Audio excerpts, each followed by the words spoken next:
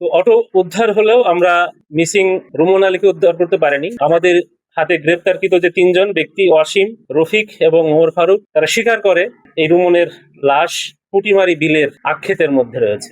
চাঁপাইনবাবগঞ্জ জেলার শিবগঞ্জ থানাধীন মোহনবাগ গ্রামের জনৈক রুমন আলী, যার বয়স 23, একজন পেশায় ভ্যান চালক। সে গত 21/8/2026 তারিখে ভোরবেলায় 5:30টায় সে জীবিকার তাগিদে তার যে প্রাত্যহিক পেশা, সে এই অটো নিয়ে বের হয়। সে বের হওয়ার পরে সারাদিন চলে যায়, সে আর ঘরে ফেরে না। একটা পর্যায়ে ওই দিন দিবাগত রাত 21 তারিখ দিবাগত রাত 12:05 দিকে তার পিতা বাদী হয়ে শিবগঞ্জ থানায় একটা জিডি করেন, নিখোঁজ জিডি। এই নিখোঁজ জিডিটা আমাদের sub inspector SI Sourav Kumar দত্তের কাছে ইন্ডোজ করা হয় এবং সৌরভ কুমার দত্ত এই জিডি পেয়ে সে তাৎক্ষণিক তথ্য সংগ্রহ নেমে পড়ে এবং তার তথ্য সংগ্রহ, সিসিটিভি ফুটেজ ইত্যাদি ব্যবহার করে সে 23 তারিখে কনফার্ম হয় যে এই রুমন আলীর মিসিং তার একটি যে অটো, সেই অটোটা ওমর ফারুক নামক একজনের কাছে আছে।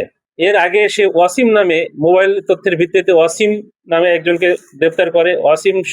ওয়াসিমের তথ্য মতে রফিক নামে একজনকে গ্রেপ্তার করে। ওয়াসিম, রফিক এদের দেওয়া তথ্য মতে জানা যায় যে ওমর ফারুক নামে একজনের কাছে অটোটা 70,000 টাকায় বিক্রি করা হয়েছে। 70,000 টাকা নগদ নিয়েছে, 1,20,000 টাকা দাম ঠিক করে 70,000 টাকা নগদ নিয়ে এই ওমর ফারুকের কাছে বিক্রি করেছে ওয়াসিম এবং রফিক। তো অটো উদ্ধার হলেও আমরা মিসিং রুমন আলীকে উদ্ধার করতে পারিনি। যখন অটোটা উদ্ধার হলো তখন রুমনের স্ত্রী বাদী হয়ে একটি রেগুলার মামলা করে, অপহরণ মামলা নম্বর 41 তারিখ 23/8/2026। এই অপহরণ মামলা রুজু হওয়ার পরে আমরা আমাদের হাতে গ্রেপ্তারকৃত যে তিনজন ব্যক্তি অসীম, রফিক এবং ওমর ফারুক আমরা বিজ্ঞ আদালতে সোপর্দ করে তাকে আমরা পুলিশ রিমান্ডে চাই। পুলিশ 3 দিনের পুলিশ রিমান্ড বিজ্ঞ আদালত মঞ্জুর করে। রিমান্ডে আমাদের যারা শিবগঞ্জ থানা সহ আমাদের সার্কেল এসপি, অতিরিক্ত পুলিশ সুপার অপরাধ, তারা নিরলস জিজ্ঞাসাবাদের একটা পর্যায়ে তারা ব্রেকডাউন করে এবং তারা স্বীকার করে যে এই রুমনের লাশ পুটিমারি বিলের আক্ষেতের মধ্যে রয়েছে।